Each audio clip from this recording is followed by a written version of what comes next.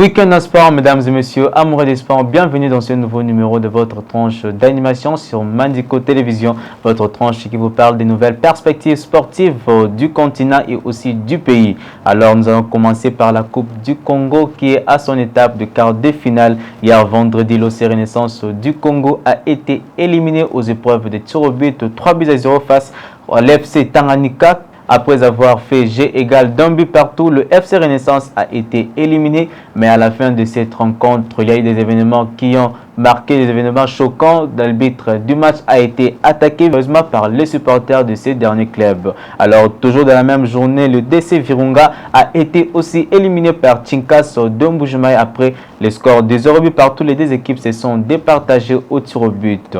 Aujourd'hui samedi, les Chérubins de Mbandaka vont devoir jouer contre le DC Bukavu Dawa pour une place en demi-finale. Aussi le même jour, l'ASV Club, grand favori de cette coupe, va affronter Nouvelle Vie Bomoko de la capitale. Déjà, la première affiche de demi-finale se présente. Le FC Chinkas va jouer contre le FC Tanganyika dans le prochain jour à Kinshasa. Parlons autre chose à présent, les éliminatoires de la Coupe du Monde de zone Afrique qui se jouent actuellement dans plusieurs pays en Afrique et aussi dans plusieurs stades du continent. Commençons par les Léopards de la République démocratique du Congo qui ont fait G égale face au Lion de la Teranga par un but partout. Les Léopards qui ramènent un point crucial après cette rencontre livrée au Dakar jeudi soir. Les Léopards se classent actuellement 3e derrière les Sénégal et les Soudan.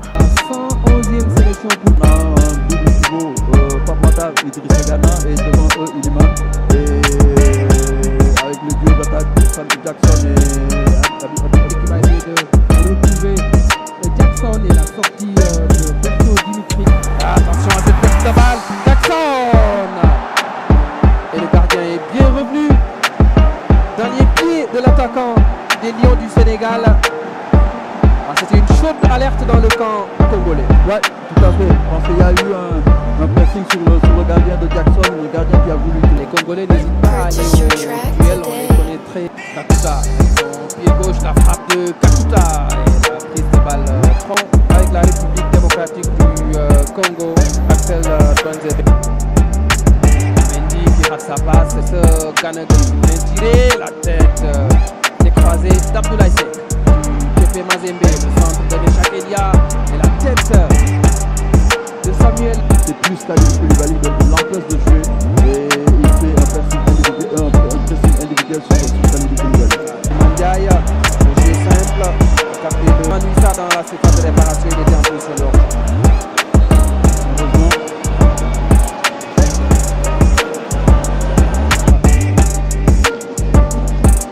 La jeu à droite pour retrouver Abidjara. Diarra qui arrive à tripler. Inonga a perdu ses appuis. Abidjano, la frappe contrée au dernier moment. C'est parti ce corner de Ganagay. SND qui a pris l'information au second poteau. Et le très bon retour d'Abdoulaye Seck pour soit pour blessure. Le centre de Meshak Elia au second poteau. Et la tête corner. C'est bien tiré la tête. C'est dangereux, très dangereux avec chance congolaise. Il a perdu ses appuis au moment à l'intérieur. Apatassar et en 2 temps. La faute de Samuel Essende sur Kalidou Koulibaly. Les Congolais vont partir en contre avec Essende. On a pas mal de joueurs à vocation offensive. Ismaël Assar. Le penalty, non. C'est assez litigieux, on reverra. Marcel Mbemba était là pour assurer, comme d'habitude, la couverture. Avec le béquet, il a pu obtenir la faute devant Habib Diallo. Kakuta avec Yohan Wissa tout seul, Yohan Wissa. Oh là là, c'est une position de hors-jeu. Zebe qui a voulu lancer Meshak Elia. Ça va vite, c'est sûr. Et Twanzebe a très bien défendu. Partir avec Yohan Wissa avec personne qui va essayer de provoquer Habib Diarra dans la surface et du pied gauche il enroule mais la frappe et Jacques Elia à l'extérieur du cas c'est notre famille qui vient fermer la porte notre frappe de Pape Matarsar Diallo le centre Jackson le retrait, le but. Non, le poteau et le but. C'est au fond. Et c'est Ismaël Assar. Ismaël Assar qui marque le premier but du Sénégal dans ce match après une partie de billard. Et c'est Jackson qui fait la passe décisive au but, qui réveille le public du stade Abdoulaye Wade de Diamniadio. 1 but à 0 en faveur du Sénégal dans ce match.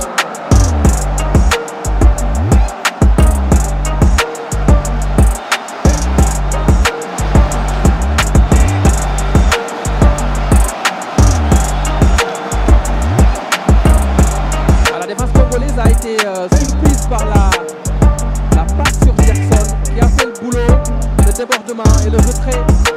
Ismaël Assar qui marque ce soir son 13e but en sélection. Ouais, je pense que c'est un but qui vient au bon moment, à la 45e minute, et personne ne s'attendait à que le Sénégal marque avant la faute. Parce qu'on a vu en première période, durant ces 45 minutes, on a vu une équipe sénégalaise sur le plan offensif.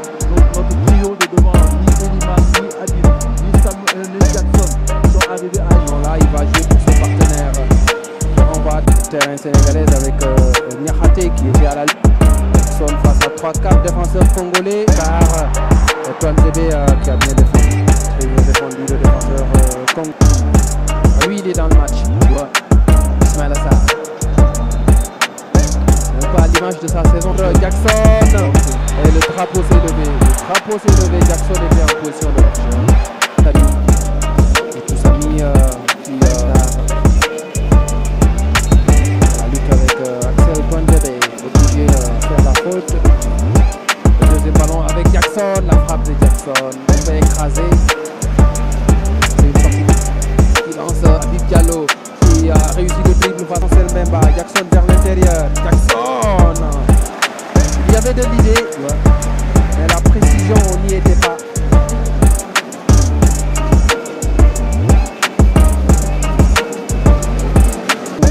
Vers l'intérieur du jeu, Mazouakou, la tête d'Abdoulaye Seck. Méchac Elia, la frappe de Méchac Elia, frappe non cadrée, déviée. Ça a été touché, ce sera un corner. Sur les phases arrêtées, les corners et tout. Jackson le dribble, c'est Memba qui défend debout. Jeu, elle a trop gardé le ballon. SND avec Bogonda, passe India. India qui donne un coup à Abidjara. Désolé, l'accueil pour Niakhaté. Jackson, le centre de Jackson, Habib Diallo qui jaillit au premier poteau. Et il rate d'une semelle ce centre de Jackson. Arthur Mazouakou au corner, au premier poteau là avec Ismaël Assar. Il a vu Ismaël Assar, la reprise du gauche.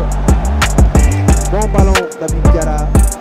Ismaël Assar qui n'arrive pas à cadrer sur sa reprise de volée. C'est Kakuta, le centre de Kakuta au second poteau. Charles Michel va plus reprendre ce ballon. SLB frappe. C'est pas passé trop loin.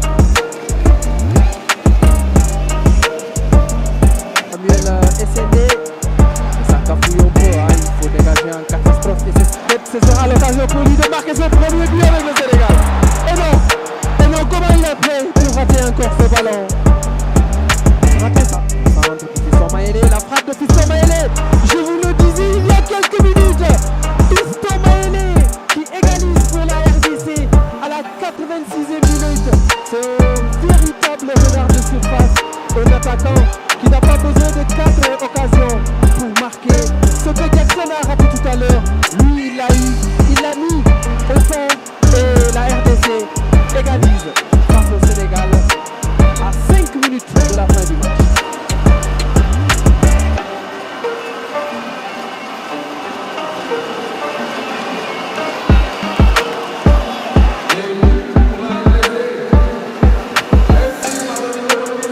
On revoit tout cela. Fiston Maélé qui fusille Edouard Mendy. Et ce centre qui prend à défaut La défense sénégalaise contrôle et enchaîne avec une frappe pure dans la lucarne d'Edouard Mendy. Sénégal 1. Toujours dans le même groupe, le Soudan a battu la Mauritanie par le score de 2-0. Nous allons parler des autres résultats de ces éliminatoires de la Coupe du Monde de zone Afrique. Jeudi, le Malawi a fait jeu égal face au Sao Tomé dans le groupe H. La Mauritanie a perdu 2-0 dans le groupe B. Toujours dans le groupe A, la Guinée-Bissau a fait jeu égal désormais partout face à l'Éthiopie. L'Égypte a battu le Burkina Faso dans le groupe A. L'Algérie a perdu à domicile face à l'équipe de Guinée équatoriale par le score de 2-1. On vient de parler, le Sénégal a fait jeu égal face à la République démocratique du Congo. Aussi, l'Afrique du Sud a fait jeu égal face au Nigeria par le score d'1 partout. Alors, retour en image de ce qui a été le résultat de ce troisième tour des éliminatoires de la Coupe du Monde de zone Afrique et nous y reviendrons juste après.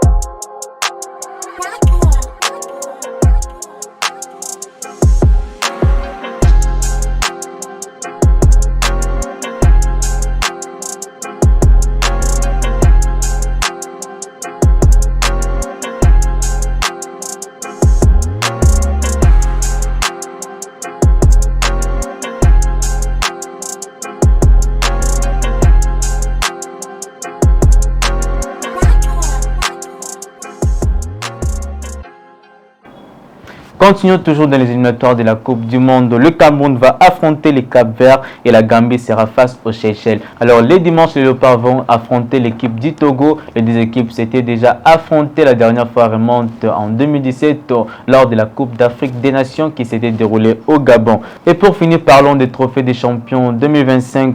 Ça a été annoncé ce matin que le gouvernement congolais est prêt à débourser près de 10 millions d'euros pour accueillir cette finale en capitale congolaise. Alors plusieurs questions se posent. Pourquoi le gouvernement doit-il débourser cette somme de 10 millions d'euros pendant que les championnats nationaux et la Coupe nationale manquent de financement? Alors nous y reviendrons dans nos prochaines éditions. Et c'est déjà la fin de ces tranches d'animation sur Mandiko Télévision. Merci de nous avoir suivis. Je dis merci à l'équipe technique qui nous a accompagnés, notamment derrière les caméras. Je vois Vité Mpadzu. Merci à Seth Noah à la réalisation. Quant à moi, je vous dis merci pour votre patience et fidélité. Et nous nous retrouvons la semaine prochaine pour plus d'informations. Merci.